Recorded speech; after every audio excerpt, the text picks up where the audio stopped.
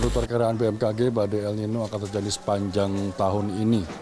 Jadi tetap mawas diri, jangan lengah. Setiap perubahan musim membawa potensi bencana masing-masing. Tetap waspada, bertegur sapa dengan tetangga, dan hubungi call center kedaruratan di kota Anda jika terjadi bencana.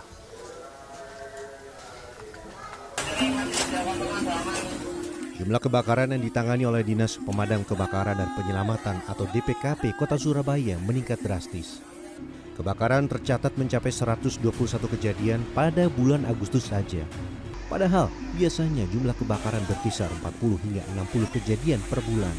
Kebakaran ini didominasi oleh kebakaran lahan terbuka. Salah satu penyebabnya adalah naiknya suhu udara imbas El Nino. Namun kebakaran di kawasan permukiman pun tidak kalah banyak. Menurut Kepala DPKP Dedi Irianto, kebakaran di permukiman dan tempat usaha kebanyakan disebabkan hubungan pendek arus listrik atau korsleting. Hal ini dipicu kelalaian dalam menggunakan stok kontak listrik. Satu colokan listrik seharusnya tidak digunakan lebih dari 4 terminal listrik. Dalam praktiknya masih banyak yang menerapkan lebih dari 4 terminal listrik. Hal ini dapat menimbulkan percikan api yang menyebabkan kebakaran. Jadi mayoritas penyebabnya adalah konsleting listrik.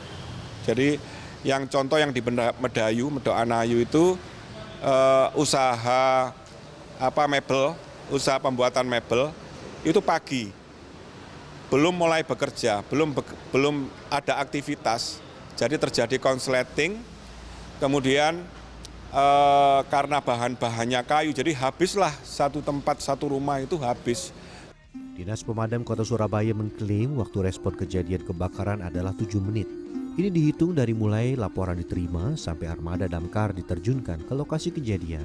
Namun target 7 menit akan sulit tercapai jika jalan yang dilalui macet, sempit, dan banyak jalan yang ditutup oleh warga hingga kendaraan parkir di bahu jalan.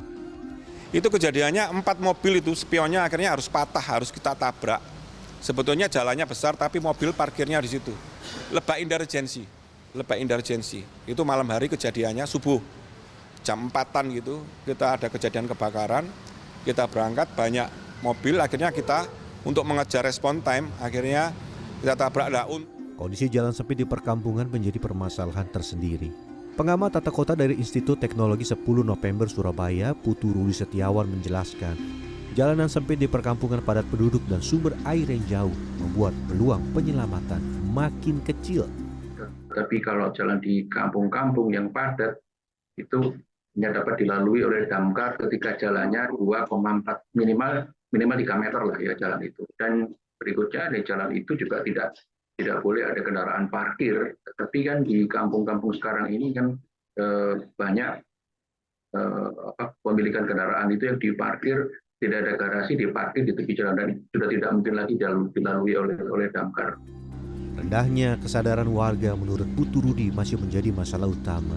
Sebelum tertimpa bencana, warga cenderung lalai menanggapi sosialisasi kebakaran sepintas lalu saja, termasuk nomor panggilan darurat atau call center.